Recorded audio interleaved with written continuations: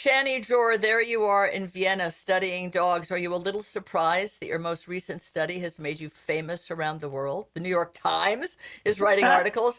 I'm searching for you and going, really? Dogs can eavesdrop? Did it surprise you? You're a postdoctoral researcher at the University of Veterinary Medicine in Vienna. You studied at the famous university in Budapest where they've been looking at dogs before they looked at them anywhere else in the world. Did you expect to look up and go, oh my God, I have to have hair and makeup? To be honest, yes, because I know how Oh, amazing these dogs are, and I'm happy that finally the rest of the world knows this. But right. I've been watching these dogs for years now and being like, oh my God, they're incredible. And I'm very happy that finally other people get to see how incredible they are. Because, yeah, I knew all along that they're amazing. The dogs that you've chosen, were they chosen by owners who came to you, learned about your study, and said, my dog picks up the names of, they're called label learners, right? Picks up the names of things and can make that connection to a toy or even to an activity. Did they come to you? How did you find these extraordinary dogs?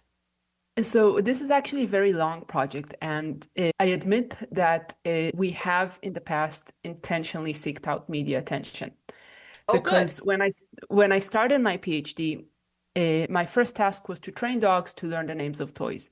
The idea here is that basically once you have a dog that knows the names of objects, you have a shared communication system with them. So you can ask them questions and they can directly answer what goes on in their mind through the way they behave. For example, you can show them a ball and then you ask them like, bring me a ball, and you present them with a bunch of different things that maybe look like balls or not, and they tell you what in their mind is a ball. So we really wanted to have dogs that know names of toys. But when I started, we figured we will just train some dogs. They will learn the names of toys and then we test them. I have a very strong background in animal training, so I didn't think it's going to be a problem. Turns out most dogs do not learn the names of toys. We Yes. Yes, I agree. My tiny N of 11 dogs or something throughout my life, they might learn the name of one or two, but not a lot. But Yeah, so then you had to find the ones who are exceptional. exactly. So once we realized they're not learning, I figured, okay, I have a problem here because I have this entire research plan designed and no dogs to participate in it. Um, And that then we came up with the idea of the Genius Dog Challenge because we had six dogs that knew the names of toys.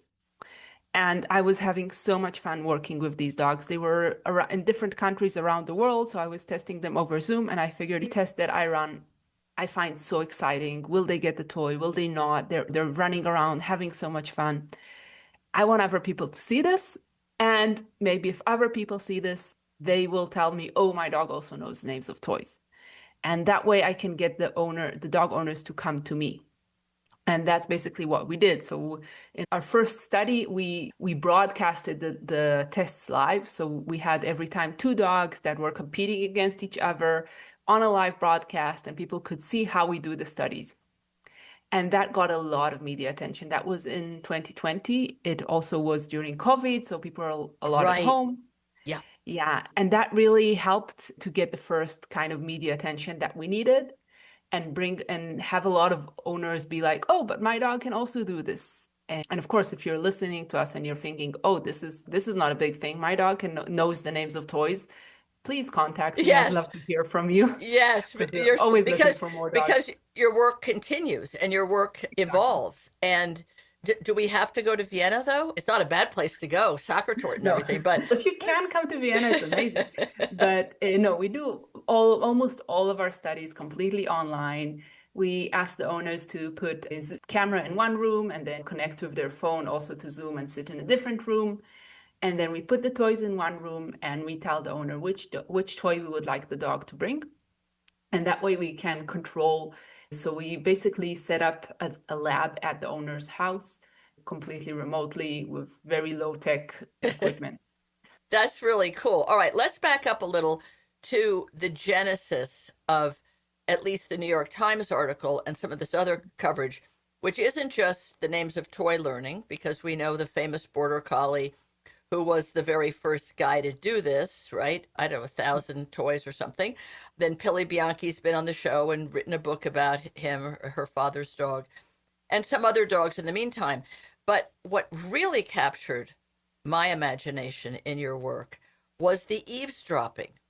This was fascinating because some of us have taken to spelling out words in front of our dogs. Now, I don't know if other people do this, and I'm sure you are very aware of it, Shany. If I'm going to say, shall I take the dogs for a walk? I say to my husband, I guess I need to take them for a W. But then again, we sometimes call my dog Wanda W. So if we say the letter W, she looks up because if dogs can learn many iterations of their name. And then at a certain time of the day, the younger dog bangs on a pantry door in the kitchen because he wants this little dried chicken wrapped collagen stick. And I stupidly have said, oh, you want a stick? It's too early. So now if the word stick ever comes up, two dogs go, stick? Really? So what about that eavesdropping? That is the part that is amazing. People spell words out with their toddlers so that they don't say a swear word or even maybe the word ice cream. I don't know, some word that the toddler would go cry to get or something. But what about that eavesdropping? Did that just occur to you accidentally? Kind of not. So I spent a lot of time talking with dog owners, and some of them were telling me stuff like, yeah, we were talking about ordering a pizza, and then the dog ran into the room with the toy named pizza. Or I was talking with my husband on the phone, and he mentioned the rice of bag, and then the dog came running with the toy that's called the rice bag. So we suspected that the dogs can do this, and as you said, owners will tell you that we know that there are words that we need to spell near our dogs. The problem is always how can we test the things that we think our dogs know? Right. And that's where we are very lucky with these gifted dogs that know the names of many toys, because we can set up the environment in a very controlled way to make sure that that they're not just reacting emotionally to something that, like you said, going for a walk is something that Right. maybe elicits a lot of emotions in the dog, but they don't necessarily connect the emotions that we see them present to the act of walking.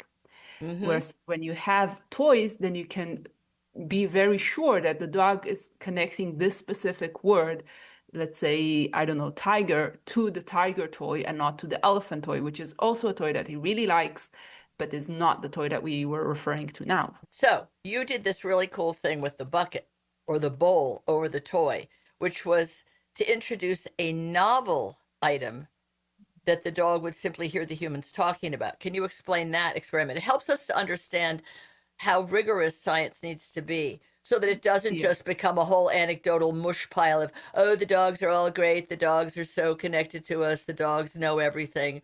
It just becomes this, our emotions become engaged and there isn't clear scientific thinking. So tell about that experiment. It's really interesting. Okay, so what we did in the first study, basically, in the first experiment, we had two owners sit in front of each other and talk about a toy. And then we later tested, did the dogs learn the name of this toy or not? Now, when we were testing this, you could say maybe the dogs didn't actually need to actually pay attention to the interaction between the two owners. Maybe they just heard this new name and saw the toy and connected the two, right? So this is Mm-hmm. what we would often refer to associative learning, when you just have one stimuli and another stimuli and you connect these two stimuli together. But for me, what's amazing about these dogs and in general about dogs is that they are social learners. And I think we Mm-hmm. don't give them enough credit for how strong their social learning abilities are. So that's what I wanted to test. I wanted to see, okay, if I prevent the dogs from using simple associative learning rules, would they still be able to rely on the social cues of the owners to learn the names of new toys? And associative learning, what we often have to do is we have to hear a new stimuli and then see another stimuli.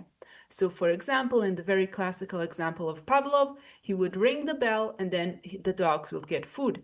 And from having these two stimuli paired and repeatedly presented one Mm-hmm. after the other, that's how the dogs learn bell equals food. What we did here in this study is we broke this sequence. So the dogs saw the toy, then the toy went into the bucket, they could no longer see it, and then they heard the names of the toys. And in that way, they had to look at the owner, see that the owner is looking into the bucket and be like, what is the owner speaking about? Oh, he must be speaking about the thing that I've just seen before. And that's Wow. how we connect this. To all of you listening to us at home and thinking, oh, they probably just used their smell, we also controlled for that. How? So we had two toys actually, and we asked the dogs to learn the names of both toys. And whenever we presented one of the toys, the other toy was also hidden inside the bucket. So there was always the smell of both toys. And in that way, the dog couldn't form an association between the word and the smell because it couldn't figure out which smell was relevant. So it could only refer to the sight of the toy that it has just seen. Does it not amaze you that toys that have to look fairly similar, some have legs, some have ears, some have a nose or a tail, some are just a spherical or similar shape with no appendages. There's a lot of similarities between a tiger and a cat and a mouse, if those are in fact the toys. Does it amaze you that the dog has that kind of granular perception? Oh, the cat toy has different legs than the tiger toy? I think it shows us how what they perceive as similar is often not what we perceive as similar. That's Ah, one of the cool things we can do with these dogs because they show us what they think is similar. Because sometimes they do mix up toys. And for example, the owners sometimes they buy like a pack of three toys, and they might be, if they all have the same material and roughly the same size, right. even if they have different colors, the dogs might confuse them. So to some extent, yes, the dogs do confuse toys that look similar. They need to have to be different. And I think especially if they are made out of different materials, then they have a different texture to them and they have a different smell, and that makes it way easier for the dogs to recognize them. That makes sense. All right. So, border collies were your number one participants. Am I right? We had a lot of border collies, but I wouldn't say people tend to stick to this border collie thing. And I admit yes, there are a lot of border collie, like, okay, I'll start over. From the dogs that know names of toys, yes, more than about 75% of them are border collies. Yes, that's true. But if you look at the overall population of border collies, still the number of border collies that know names of toys is very small. Okay, so this is not a breed Right. specific thing. It's not that if you have a border collie, they will know names of toys. No, it's still very rare, even among border collies. And when you look at the other about 25% that I mentioned of dogs that are not border collies, you see a really wide range of breeds. We had Pekingese, we have Shih Tzus, we had Wow. we had in the past two Yorkshire Terriers. We Wow. have a few mixed dogs. Poodles are probably not going to surprise anyone. Labradors as well, but we have really a very wide variety of dogs. Oh, we have a bunch of corgis. So really, it's not a breed specific thing. Yes, it tends to be more common among border collies, but I wouldn't focus too much about the border collie thing. So I would say it's more interesting to look at who are these owners. Because since it involves a lot of work and dedication on the part of the owner, does this mean that people that own border collies are pre-programmed, either that they've already chosen a border collie because they've heard this about them, or perhaps they got a border collie and they're going out of their mind because the border collie has no job and is driving them crazy and they have to find a job for the border collie. Do you think it's a reflection on the people? Because corgis are known to be quite independent and stubborn. You don't think of them as a performance dog or a great obedience dog, and yet you had a lot of them. So the people who Yeah. had them must have really loved that interaction, do you think?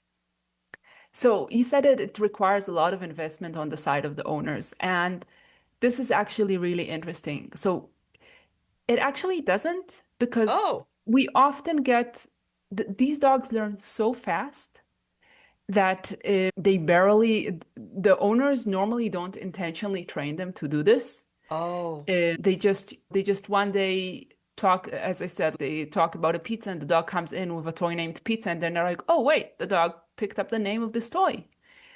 And at that point, they normally think, oh, this is really cool. And then they start adding more toys. But some of the dogs that I met during this program, we have one rescue dog. Her name is Shira from the US. When I met her the first time, she had about, I think, 15 toys. And her owner didn't think it was something very special. But the dog was very nervous and she needs a lot of stimulation. So she learned about the project. She was like, oh, this is cool and this is stimulating my dog. I will give her more and more toys. Today, Shira has over 300 toys. I think how many toys she has. But the amount of work the owner needs to do to give them the toy, that to teach her, it's nothing. I think it's more effort to find different toys that the dog doesn't have and to remember the names of the Wow. toys. But the dogs learn Wow. so fast. Isn't that amazing? Because most of us only know the history of Chaser, the Yeah, border collie that was owned by the retired professor, yeah. Kelly Bianchi's father. And he spent hours with Chaser. Now, maybe he didn't even need to, but when you read about how he did his work, which was play and then became work, and the dog had 1,000 words, and he went on television and so forth with the dog. And Pilly grew up with the dog as her sibling. So she talked about the fact that her father and the dog would go work on this. But you're saying it's really not necessary. That was to keep the owner occupied. The dog could have almost done it on her own? I don't know in the case of Chaser, but before Chaser, the dog that was the inspiration behind the study with Chaser was actually named Rico, and was a Oh, dog from right. Germany. The owner of Rico didn't intentionally teach him the names of toys. So she said, okay, she also went on television and demonstrated that her dog knew the names of many toys. It was assessed to be around 200. Wow. And I don't know if Chaser learned the names of toys because Pilly really worked a lot on this, or maybe she would have learned this anyway. I'm sure that if he wouldn't have worked a lot with her, she would have gone crazy and made Yes. Yes. like border Like, collies need the stimulation. yeah.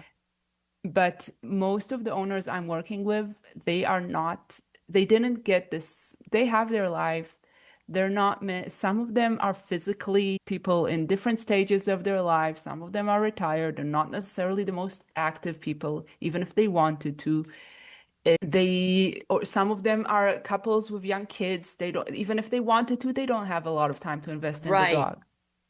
And Interesting. the dogs just learn. And then I come to them and I'm like, whoa, your dog is amazing. Can you participate in my studies? And they're like, yeah, we would love to, but we have life. We cannot necessarily, Nice. we don't, even if we wanted to, we don't always have the time to participate in your studies. So these dog owners, yes, they're more, I would say, more involved in their dog's life than most people, than many other owners.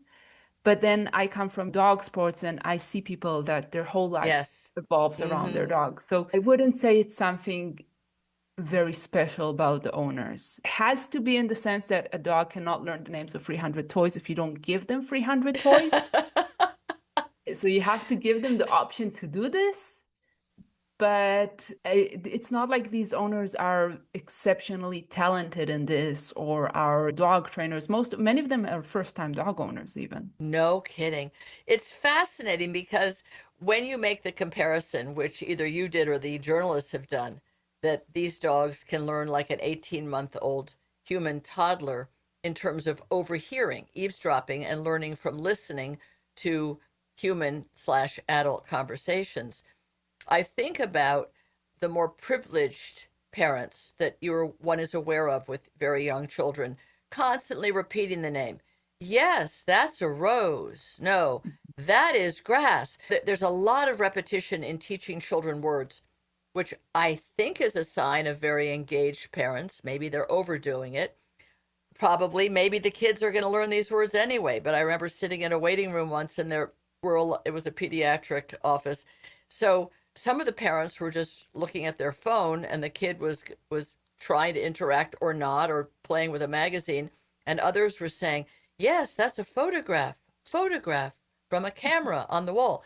So I thought that the people with these dogs were like that as well, giving their dogs all of this support or feedback. And you're saying Not really. Buy them a lot of toys, give it a name, remember the name, that's Turtle, and see what happens. Of course, if you have a dog like one of mine, who his favorite thing to do with a stuffed toy after celebrating the arrival is to gut it. Little by Yeah. little, the stuffing. So I so sad. He is smart as a whip. He would totally want to have a conversation, but the toys are dead and gone by then. So you can't do it with a toy destroyer, right? Yeah, we do have a few dogs that are small crocodiles, and these dogs get only very strong rubber toys. So there are a bit of That ways makes around sense. this. Yeah, Yes. Hard toys, toys that yeah, were not meant to be gutted. exactly. So if you have a working dog, you sometimes need working dog Right. toys. They're more expensive, but they stay. You don't have to replace them constantly. Yeah. What is other than saying to people that, how do they get in touch with you? Because since it can be done on Zoom and anywhere around the world, and if you have a dog that you're amazed already at the genius of your dog, you need to let Shany Dror know about it. How do they find Yeah. you? So you can just, either send me an email, shanydrormd@gmail.com, or check out my website. You have my contact information there. And I would really love to hear from you because we're always looking for more dogs that can participate in our studies. And I promise it's a lot of fun. It sounds so fun. I would love to do it, but I have one dog who toys mean nothing to her. She's never seen a toy that interested her, Weimaraner. And this little Wiesla, who's supposed to be hunting birds, he could destroy any toy at any time for as long as possible. I'm going to spell your name for people because I'm sure there are people out there. Even if we just get a couple of more participants, it would be great. Get some Americans in there. People listen to the show elsewhere, but Yeah. Shany's name is spelled SHANYDROR and then MD at Gmail. Shany, what is the next project that you're going to be doing? Or is it a continuation of this one? So we are still looking at many different ways that these dogs are learning. I think we've just scratched the surface and we want to understand more. How do they do this amazing thing? How can they learn so fast and so many toys? And what are the different things that they need from us to learn? So what are the small things and the way that we interact with them that help them learn? I think this can tell us a lot also about how we interact with just our normal dogs at home. Yes, because I sometimes do try to tell him the name, what this one toy loving dog, toy destroying dog, the name of what it is. I go, oh, yes, Pink Bunny. I'm thinking, he doesn't care. He doesn't, first of all, he doesn't know it's pink. I call it pink for my sake because I like pink. But meanwhile, it's just a rag at that point. So is it bunny rag? But I try to say the names of things. I say, go get X, but there's so few toys around because they don't live very long. So maybe I Mhm. should put out some hard ones. And Yeah, would I congratulate hhim for picking it up if I say the name of it? yes, definitely. And you try to just say the name a lot of times, play with the dog with the toy. Try not to have too many toys around to distract the dog. Ah, But on the other hand, when we want to make sure that when we test whether the dog actually learned the name of the toy, that's when we have to have more than one toy. So a lot of people tell me, oh, my dog knows the name of one toy. And this is very misleading because if your dog knows the name of only one toy, there is no way to actually make sure that they know the name of this toy. that's right. Because they might just know that the general thing when you're saying whatever is to go get something, and they will bring Mm-hmm. you this toy because this is the only thing that has been reinforced in the past. Right. That's why when we test these dogs, we normally need around, I would say, at least 5 toys that they can know their names. And Okay. we want to make sure that the toys are not in the room with the owner because dogs are Right. extraordinary at picking up our cues. And we don't notice it, but we are looking at a specific toy. We are moving our body a bit. We're Yes. giving them a million little cues that we do not know, but they definitely can read. So we have to make sure that we have at least 5 toys and they're placed outside of the room. Elsewhere. And exactly. And when the dog is making their choice, they can only rely on the name of the toy. They cannot see us to help them. Okay, I'm going to go work on this. I'm going to see if I can set this up. I'll be back to you. I will be back in touch with Shany Dror, Um, MD at gmail.com. I hope people will join you. It's great what you're doing. It really expands what we know and love about dogs. And I know you love your work, so I'm really happy for you and all the people who get to interact with you. Thank you so much for your time and your devotion to the mutts of the world. Thank you, Shany. Thank you for having me.